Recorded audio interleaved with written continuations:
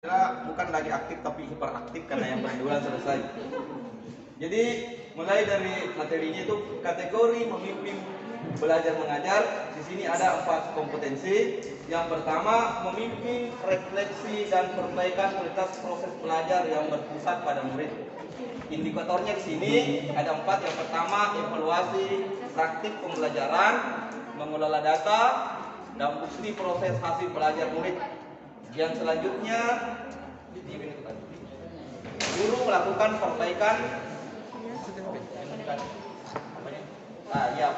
Perbaikannya di sini.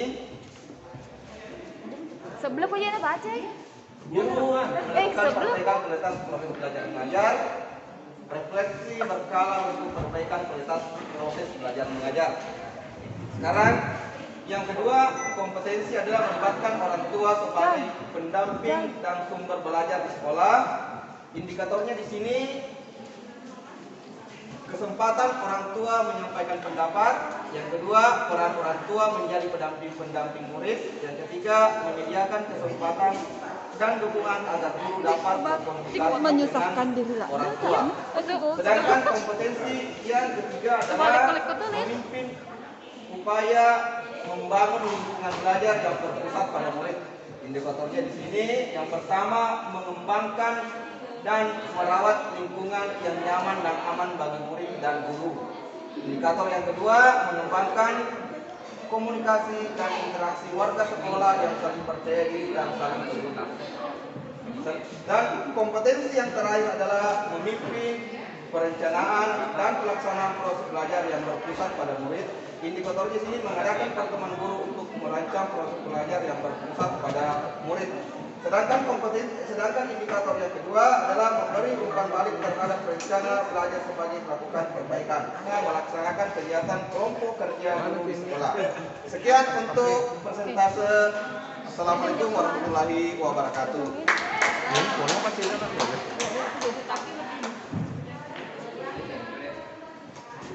Tunggu dulu. Ada tanggapan atau masukan dari kelompok lain? Ini gagah. Next. Oke, tepuk tangan untuk kelompok B. Selanjutnya, yang paling cepat sampai ke sini. Ada kasih. Terlalu jauh. Maaf ya. Nanti setelah ini kalian di sana ya. Terima kasih. Kami dari perwakilan kelompok C yang telah mengucapkan saya sendiri. Di samping saya Rahmani, kemudian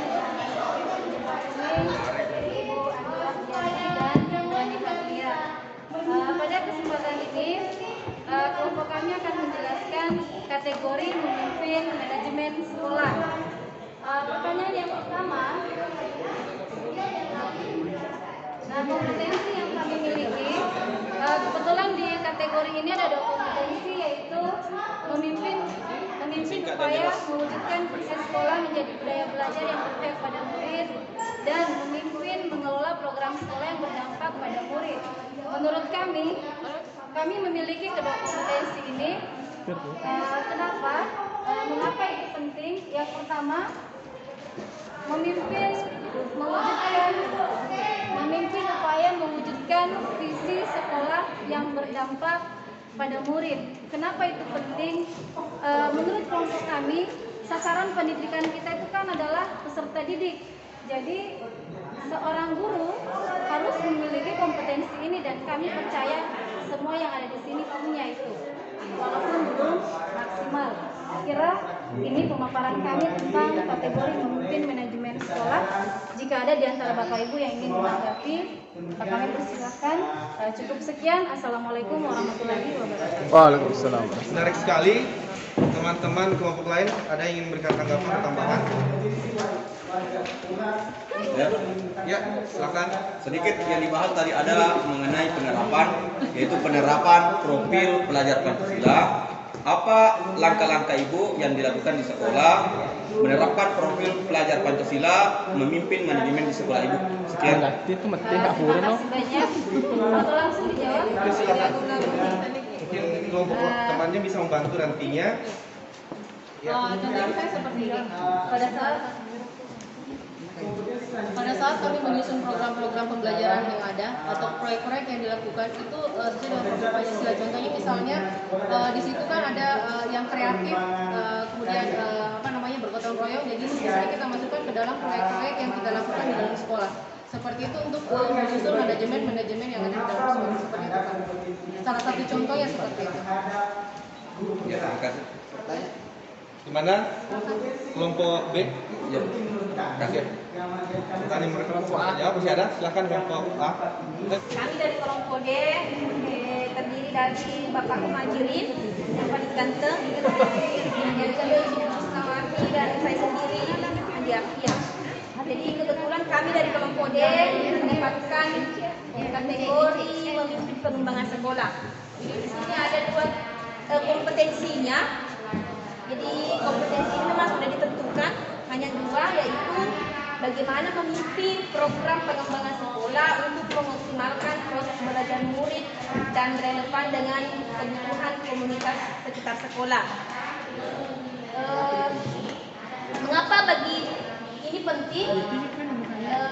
Di sini kami hanya mengobarkan dua. Yang pertama yaitu memimpin program sekolah itu penting untuk menggerakkan seluruh warga sekolah untuk melakukan inovasi dalam pembelajaran. Yang kedua, mengapa itu penting? Karena bagi kami semua program sekolah yang dibuat itu harus berpihak kepada peserta didik dan harus sesuai dengan kebutuhannya atau sesuai dengan kemampuan peserta didik. Ada indikatornya.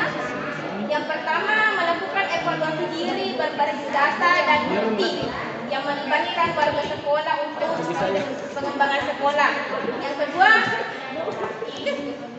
menginisiasi program pengembangan sekolah dalam lingkup terbatas untuk mendapat bukti keberhasilan sebelum diterapkan pada skala yang luas. Yang ketiga, mencoba mengimplementasikan pendekatan inovatif untuk perbaikan program dan perubahan sekolah secara efektif. Yang keempat, memastikan peran sekolah yang lebih relevan dengan kebutuhan komunitas sekitar sekolah. Mungkin itulah hasil diskusi dari kelompok kami. Silakan mungkin ada teman-teman yang ingin memberikan saran atau masukan, menambahkan.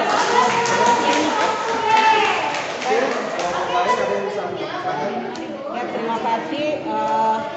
Saya tertarik di bagian nomor 1, memimpin program pengembangan sekolah untuk mengoptimalkan proses dan relevan dengan kebutuhan komunitas sekitar sekolah. Mungkin bisa diberikan satu contohnya, apa yang dimaksud di situ relevan dengan kebutuhan komunitas sekitar sekolah. Program seperti apa yang dibuat oleh sekolah yang relevan dengan kebutuhan komunitas di lingkungan sekolah sekitar sekolah. Program-program yang kita libatkan komite di situ. Itu komite kan itu di luar sekolah juga, komunitas kita, orang tua siswa juga. Ya, saya kira itu. Mengerti? Ya. Ada bisa? Ya. Jadi bagaimana Bu dari kita mendengar beberapa pendapat dari teman-teman lain? Ya, saya sebenarnya bertanya karena betul-betul saya tidak ingin tahu gitu supaya nanti bisa kita praktekkan pada saat kita kita sudah melakukan peran kita sebagai guru penggerak. Desain masih butuh dikata ya relevan dengan kebutuhan komunitas sekitar sekolah itu. Jadi baik, saya akan mencoba menjelaskan dengan memberikan contoh konkret program-program apa saja yang relevan dengan kebutuhan komunitas yang ada di sekitar sekolah. Jadi ada pihak sekolah, ada pihak komunitas sekitar sekolah. Saya mengambil contoh misalnya sekolah menyusun program untuk merayakan hari besar keagamaan, misalnya Maulid Nabi Muhammad atau Ramadan. Komunitas di sekitar sekolah seperti majelis taklim, remaja masjid atau tokoh agama tentu saja akan melaksanakan hal yang sama. Nah, sebagai pemimpin program sekolah untuk kegiatan tersebut, kita sepatutnya berkolaborasi karena kita sama-sama ingin merayakan hari besar keagamaan misalnya. Jadi 72 nih sekolah melaksanakan, kemudian komunitas majelis taklim juga melaksanakan, artinya programnya relevan dan dilakukan kerjasama untuk melaksanakan kegiatan tersebut. Jadi mungkin seperti itu yang bisa saya sampaikan, keterkaitan antara program sekolah dengan komunitas yang ada di lingkungan sekitar sekolah. Ada Bu? Oke. Sudah ada gambaran. Oke, terima kasih untuk semua saran dan tambahan. Secara keseluruhan yang diberikan yang disampaikan Bapak tadi ini bahwa kolaborasi yang penting. Namun saya ingin sedikit meluruskan bahwa yang dimaksud di sini adalah program sekolah yang memang sesuai dengan kebutuhan komunitas sekitar sekolah. Karena bagaimanapun siswa itu bagian daripada masyarakat dan masyarakat adalah tempatnya komunitas. Anggaplah begini, di sekitar sekolah saya adalah sanggar tari. Berarti kita sanggar tari ini pasti membutuhkan siswa-siswa kita untuk dilatih di kemudian hari. Nah, makanya program ini membuat kerjasama atau membuat program-program di sekolah tentang memang yang ingin mengembangkan bakat dan minat tarinya. Jadi kita cari komunitas-komunitas di situ, bidang apa yang sesuai dengan komunitas itu dan kita bikin program yang sekolah. Jadi sama sebenarnya, intinya kolaborasi. Baik, demikian karena ini sudah memakan waktu yang cukup banyak, kita beralih ke kelompok terakhir, kelompok A. Silakan. Bismillahirrahmanirrahim. Assalamualaikum warahmatullahi wabarakatuh. Kami dari kelompok A yang terdiri dari saya sendiri, Bu Andi Nurheda, Ibu Mulyati Munir, dan Ibu Hasnedi. Oke, jadi kebetulan kami dapat 4 lembar. Banyaknya. Nah, yang pertama, kompetensi pengembangan diri yang didasari kesadaran dan kemampuan pribadi, dalam hal ini bahasa Bugisnya self-regulate learning. Bahasa Bugis. Nah, jadi di sini kami menunjukkan praktik pengembangan diri yang didasari kesadaran dan kemampuan pribadi. Jadi sebagai seorang guru, dalam hal ini guru dan calon guru penggerak, maka seorang calon guru penggerak harus menunjukkan praktik pengembangan diri yang didasari kesadaran dan kemauan pribadi. Nanti itu yang dominan, nanti penerapannya nanti dijelaskan dengan sampai. Yang kedua, mengembangkan kompetensi warga sekolah, dalam hal ini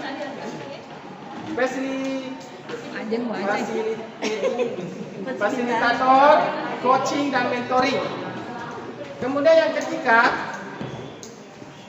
berpartisipasi aktif dalam organisasi profesi kepemimpinan dan komunitas lain untuk pengembangan karir. Dan yang terakhir, menunjukkan kematangan moral, emosi, dan spiritual untuk berperilaku sesuai kode etik. Nah, di sini alasannya mengapa hal indikator dulu. Indikatornya yang pertama dalam hal self-regulate learning. Yang pertama, mengidentifikasi kelebihan dan kelemahan praktik diri dalam kepemimpinan pendidikan. Yang kedua, menetapkan tujuan, merencanakan dan mengambil inisiatif pengembangan diri. Yang ketiga, melakukan refleksi untuk melakukan perbaikan tujuan dan cara belajar. Mengapa hal tersebut perlu? Alasannya adalah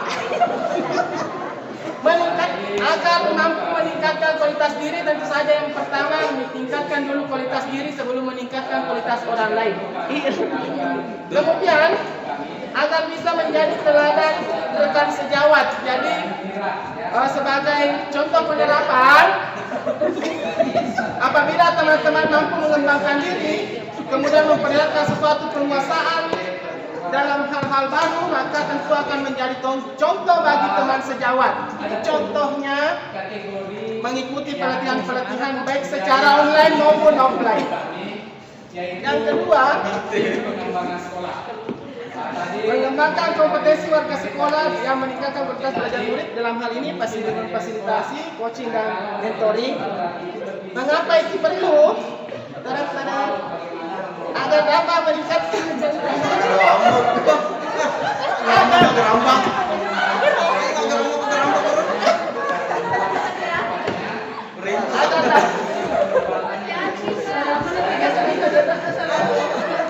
agar dapat meningkatkan kualitas pembelajaran secara menyeluruh, kemudian agar dapat memaksimalkan potensi rekan sejawat dan berbagi praktik baik.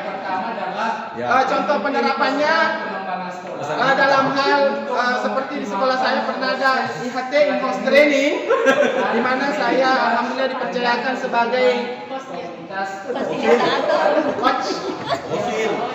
Juga di Lubus sempat ada kemarin saya jadi stand up komediannya di sana. Kemudian dalam hal coaching dengan teman-teman sejawat, terutama dalam hal penggunaan IT, jadi tidak bisa dipungkiri ada teman yang sudah menguasai, ada yang belum terlalu menguasai. Seperti itu misalnya peran siswa kan yang penting anaknya adalah kelas, sedangkan pada saat di sekolah mungkin ada yang kelas juga intinya kan sudah baik.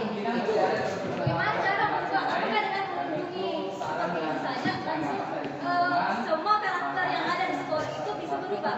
Oke, kasih Gusto, ini bagi kita. Makin luas kalau dia. Dapat? Baik, terima kasih atas pertanyaannya dan tanggapannya. Jadi yang Anda tanyakan bagaimana peran orang tua dalam membentukkan karakter anak di lingkungan rumah supaya bisa berkembang. Kan kita ketahui bahwa dalam sehari itu 24 jam anak itu di sekolah cuma sekian persen ya. Jadi selebihnya itu adalah peran orang tua di rumah. Jadi dalam hal ini dalam melakukan komunikasi tadi seperti yang salah satu yang dilakukan oleh Pak Siswandi, kita juga bisa melakukan pendekatan secara begini. Kita utamakan, kita sebagai guru, kita orang tua siswa, kita upayakan bagaimana anak-anak itu agar dia mau mendengarkan kita. Ya, otomatis kita menyenangkan bagi mereka.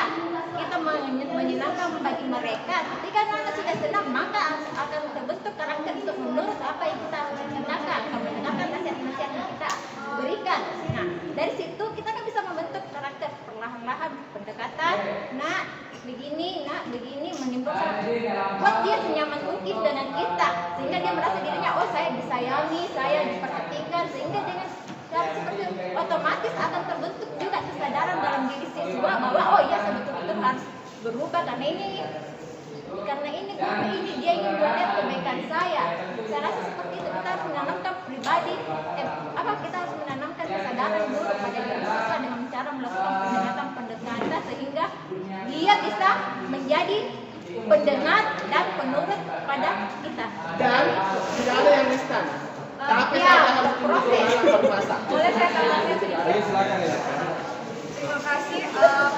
Setelah beberapa tahun mengajar, saya bisa mengamati perilaku dari beberapa siswa. Ternyata rata-rata siswa yang bermasalah itu kalau kita telusuri bukan karena kenakalannya tanpa sebab.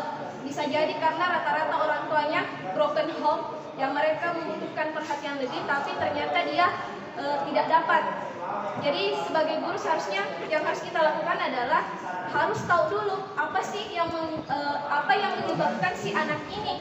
Kita tidak boleh langsung menjudge bahwa oh anak ini seperti ini karena memang begitu, tidak boleh. Karena segala sesuatu kalau saya pribadi pasti ada sebabnya. Jadi yang pertama adalah kita harus telusuri dulu apa sih sebabnya. Yang kedua, setelah kita tahu penyebabnya, maka sebagai guru adalah kita melakukan pendekatan emosional.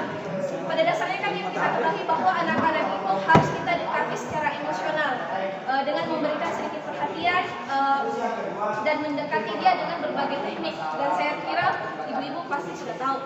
Yang ketiga, jika setelah melakukan pendekatan emosional kepada siswa, maka kita melakukan pendekatan emosional kepada guru, kepada orang tuanya.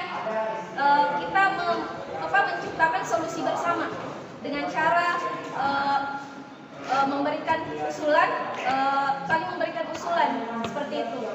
Dan yang keempat bagi saya, kita kan di sekolah adalah satu kesatuan yang utuh. Jadi Jadi titik berat permasalahan itu bukan hanya guru doang yang harus menyelesaikan, tetapi ada kepala sekolah, warga sekolah yang lain, dan teman-teman. Jadi sebenarnya yang menyebabkan itu adalah bisa diselesaikan dengan pengaruh teman. Jadi seperti itu tambahan sedikit. Dabe. Silakan. Sebagai kata kunci ya, saya senang antusias kita berdiskusi dengan baik, namun kita mengingat waktu, kita sudah konsisten dengan waktu, namun ya kita statement terakhir dari saya bisa menyimpulkan dari ketiga-tiganya ini. Ya, silakan. Kelompok kami tadi mendapat tugas adalah mengembangkan diri dan orang lain sebagai guru penggerak. Kalau guru penggerak kita harus bisa mengembangkan diri dulu, kemudian mengembangkan diri, mengajak orang lain mengembangkan diri. Di sini ada 4 kategori, yaitu menunjukkan praktik baik yang harus mulai dari kesadaran diri sendiri. Apabila kita menjadi teladan, apabila kita sudah bisa menjadi teladan, maka akan mudah mengajak teman-teman untuk mengikuti kita. Yang kedua adalah mengembangkan kompetensi warga sekolah. Ini terkait tadi dengan yang pertama. Apabila kita sudah banyak melakukan praktik baik, maka tidak akan susah untuk mengajak teman yang lain. Berikutnya adalah berpartisipasi aktif dalam organisasi profesi. Ini lebih untuk pengembangan karir kita sebagai seorang guru, memperluas wawasan dan jaringan. Berikutnya adalah yang tidak kalah pentingnya adalah menunjukkan kemantapan moral yang berhubungan dengan integritas kita sebagai seorang guru. Ya, saya kira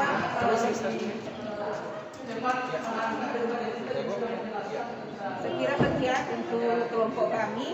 Terima kasih atas kesempatan dan partisipasinya dalam diskusi ini. Sekian, assalamualaikum warahmatullahi wabarakatuh.